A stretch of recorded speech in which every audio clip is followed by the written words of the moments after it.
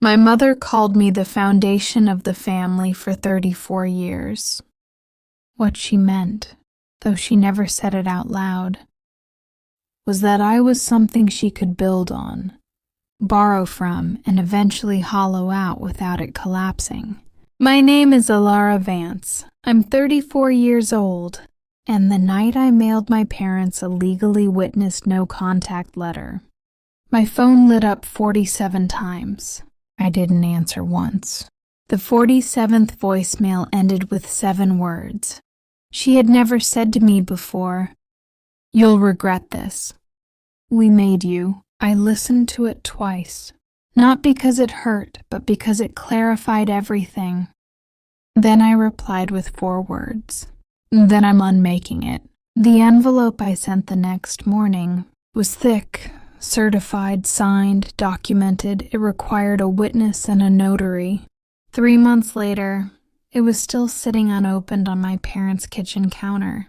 I know that because someone sent me a photo, but what was inside that envelope isn't where this story starts. This story starts 4 days earlier, with a phone call from a bank that used the word declined. March 4th, 2026. It was raining. Not dramatically, just enough to turn the office windows into blurred glass. I remember because I was reviewing a fraud case when my desk phone rang. "Miss Vance, this is Victor Hale from Huntington Bank."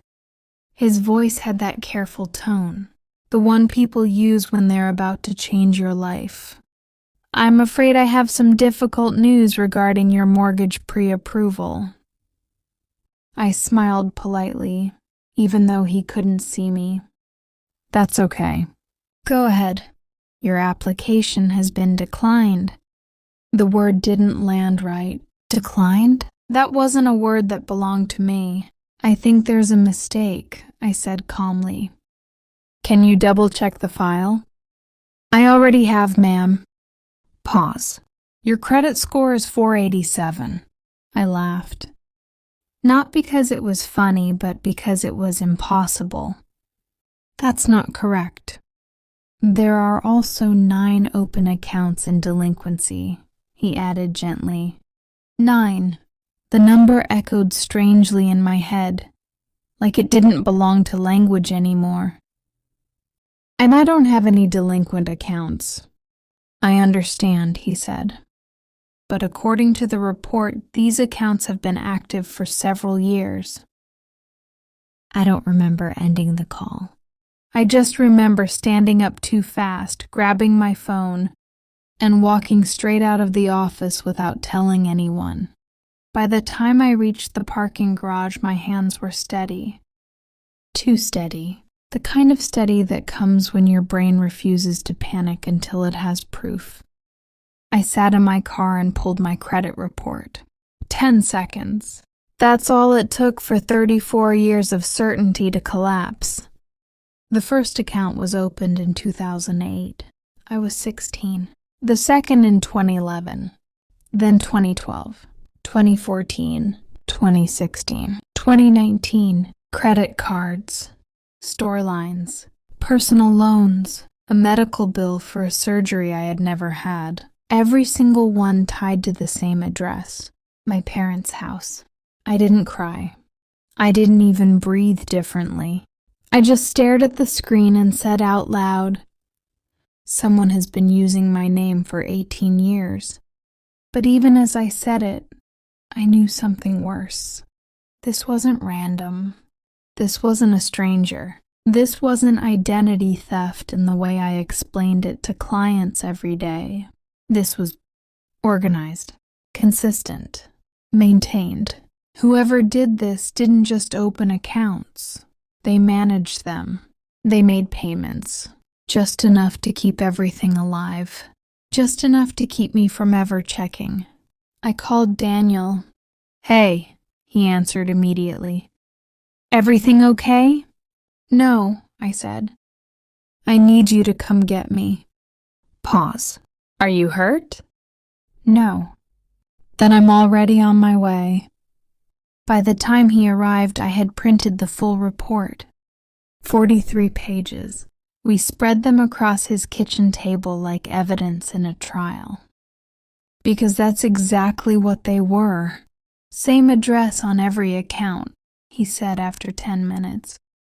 I nodded. My parents' house. He didn't say anything else. He didn't need to. I pulled out an old file from my bag.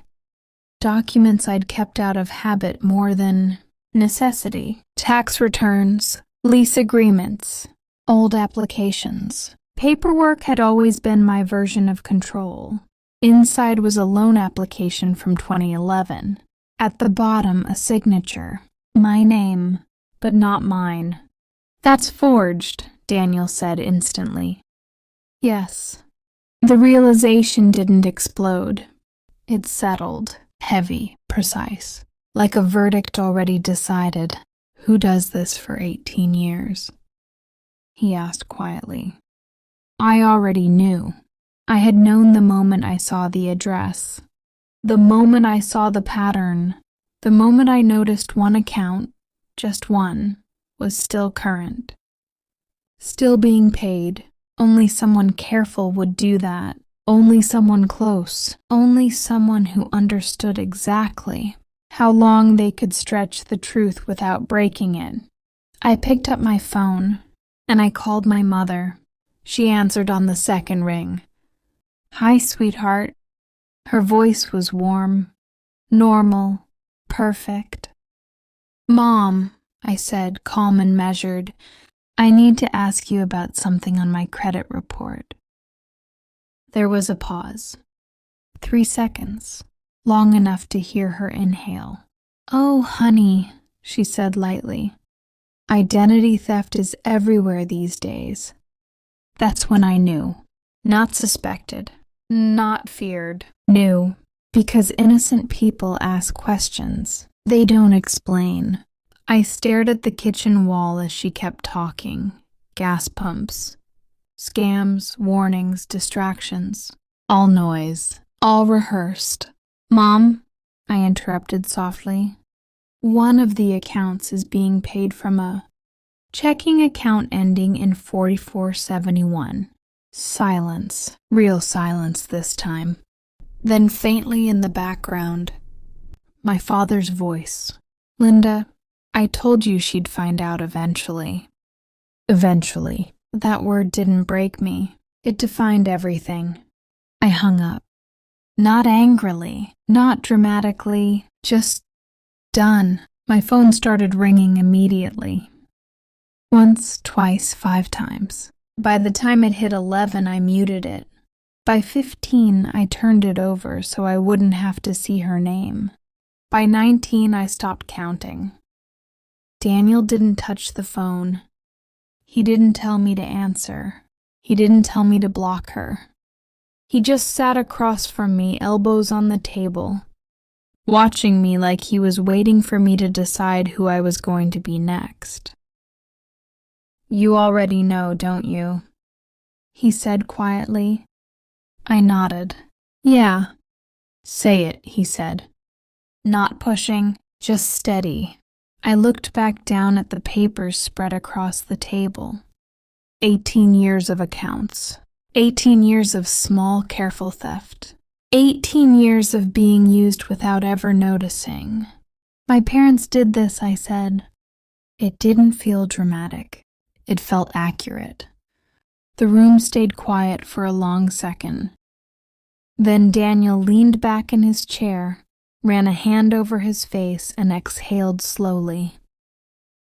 Okay, he said. Okay, not what the hell. Not are you sure. Not that can't be right. Just, okay. That's when I realized something important. He believed me immediately, because the evidence didn't leave room for anything else. I need a timeline, I said, already reaching for a pen. He stood up, grabbed another chair, and pulled it next to mine. Then let's build one. We worked for 2 hours straight. Dates, amounts, institutions, patterns. Every account mapped out like a second life I'd never lived.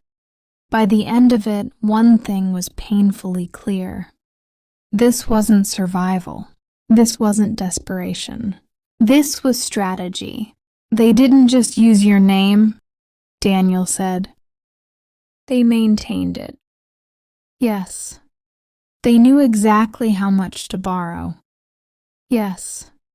They knew how much to pay back. Yes. He tapped one of the pages. And they knew how to keep you from finding it.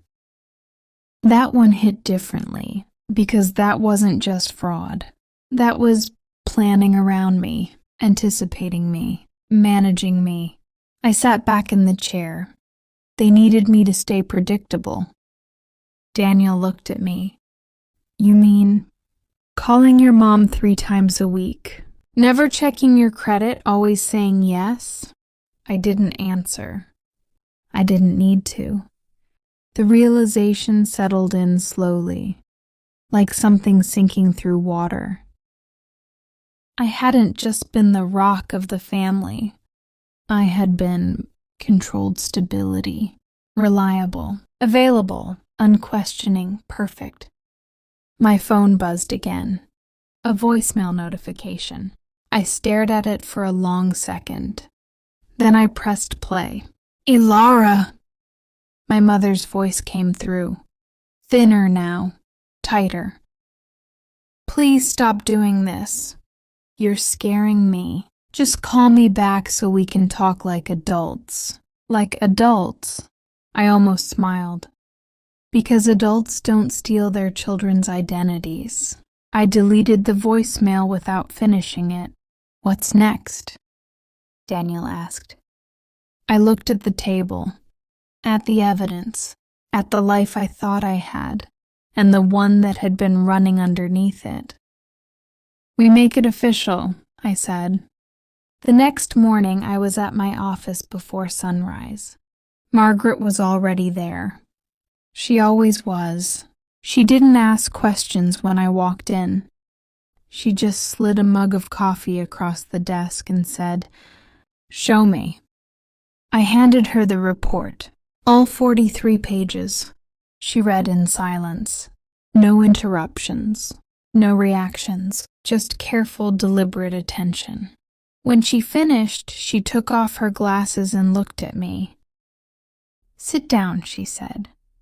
I sat. "Everything I'm about to say matters," she continued.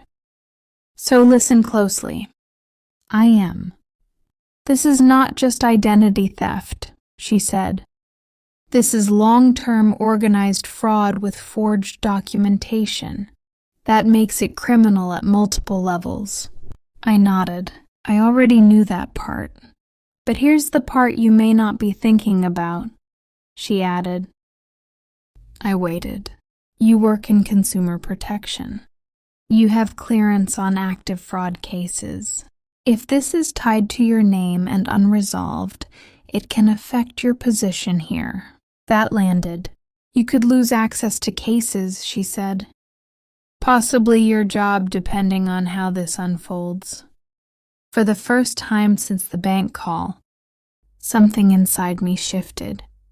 Not fear, not panic, just clarity. "They used my name," I said slowly. "Yes." "They built debt under it." "Yes." "They exposed me to legal risk." "Yes." I leaned forward slightly. "Then I'm not protecting them." Margaret held my gaze. For a long second, she didn't say anything. Then she nodded. "Good." She slid a legal pad toward me. "And we're not doing this halfway." The pen felt heavier than it should have. "We have 3 paths," she said. "Civil, criminal, or federal." I didn't hesitate. "All of them." That was the moment it became real.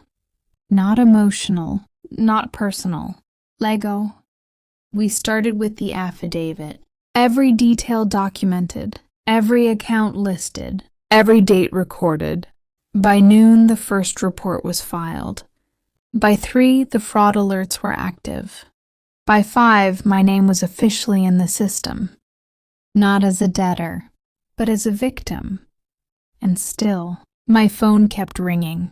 Family, extended family, people who hadn't spoken to me in months suddenly deeply concerned. I didn't answer any of them, because something had started to shift in a way I couldn't ignore. The story was already moving ahead of me, and I hadn't told it yet. That night, as I sat at my apartment desk reviewing documents, a new envelope arrived. Plain, government seal. I opened it standing up. 3 lines in. I stopped breathing. Internal Revenue Service. Balance due 8/4/12. I read it again. Slower this time. Schedule C. Business income. Filed under my name. I whispered it out loud. I don't own a business. But someone did, and they had filed it as me. I sat down slowly. The paper still in my hands, because in that moment, this stopped being about credit cards. This became something else entirely, something bigger, something federal. And for the first time, I realized this wasn't just going to break my family. The IRS letter didn't shake in my hands. That would have been easier. Shaking meant fear. This wasn't fear. This was precision. I read it again, slower this time. Schedule C. Business income. Filed under my name. I had spent 6 years working fraud cases. I knew exactly what this meant. They didn't just use your credit, I said out loud to the empty room. They used your identity as a business. Daniel was at work, night shift. I didn't call him. Not yet. Because I needed one thing first. Proof. I opened my laptop and pulled up the state business registry. Typed in my name. One result. Ensley Family Services LLC. Active. Registered 2018. My chest tightened, not from emotion, but from recognition. This wasn't sloppy. This was layered. Registered agent, my father. Primary address, my parents' house. Owner of record, me. Except I had never seen it, never signed it, never earned $1 from it. I leaned back in my chair and closed my eyes. For a moment, I let the silence stretch, because there's a very specific kind of betrayal that doesn't come from strangers. It comes from people who know exactly how much they can take. Without you noticing. My phone buzzed. A message. Megan. Hey, Mom's freaking out. What's going on? I stared at it. My younger sister. The one who always believed everything our parents said. The one who still lived inside the version of the family I had just stepped out of. I didn't answer right away. Not because I didn't want to, but because I needed to choose the truth carefully. I called her 10 minutes later. Hey, she said, voice already tight. What's happening? Mom said you accused her of something insane. I sat down slowly. Megan, I'm going to ask you a few questions. Just answer honestly, okay? Okay. The money for your wedding. The $30,000. Where did it come from? A pause. Mom said it was from Grandpa's inheritance. Grandpa died in 2003. Silence. What about your Jeep? I asked. Dad said they refinanced the house. They didn't. Another silence. Longer this time. Megan, I said quietly. Your student loans, $80,000. Who co-signed? You did, she said immediately. Mom said you insisted. That one hit. Not loud, not explosive, just deep. I never signed anything for you, I said. Nothing on the other end, no breathing, no words, just the sound of something cracking open. I'm going to prove everything, I added. But until then, don't tell Mom we talked. Her voice came back smaller. Okay. I ended the call and set the phone down. That was the moment the story changed. because this wasn't just about me anymore. This was a system, and I wasn't the only one inside it. By the next morning, the pressure started building. Not legally, socially. The first call came from my aunt. "Helena, sorry, Elara," she corrected quickly. "Your mother is devastated. Whatever this is, you need to fix it." "I'm not discussing this," I said calmly. "We're family," she insisted. "We forgive." That word again. Forgive. I had heard it my entire life, but I was starting to understand something about it. In our family, forgiveness didn't mean accountability. It meant silence. "I'll see you Saturday," she added. "At your grandmother's birthday." The call ended before I could respond. Of course, the birthday, 80 years old, 42 people attending, a room full of witnesses. I sat very still after the call, because suddenly that event wasn't just a celebration anymore. It was a stage, and my mother had already started controlling the narrative. By noon, messages were coming in from cousins. By 2, my pastor had emailed asking for a private conversation. By 4, even people I hadn't spoken to in years were suddenly concerned. My mother had moved fast. That told me something else. She had done this before. That night, I met Daniel outside the police station. "I filed the IRS identity theft form," I told him. "And there's an LLC under my name." He didn't look surprised. "How bad?" he asked. "Federal," I said. He exhaled slowly. "All right." Again, not panic, not disbelief, just, "All right." We filed the police report together. 40 minutes. Every detail documented. When we walked out, the sky was dark, cold, still. "What do you want to happen?" he asked. I thought about it carefully. Not emotionally, not impulsively. "I want my name clean before Saturday," I said. "That's 4 days." "I know." "And your parents?" I looked straight ahead. "They don't get to control this anymore." He nodded once. Then we moved fast. The next 2 days blurred into paperwork, calls, affidavits, filings. Fraud alerts, account disputes, legal notices. Every hour something new surfaced.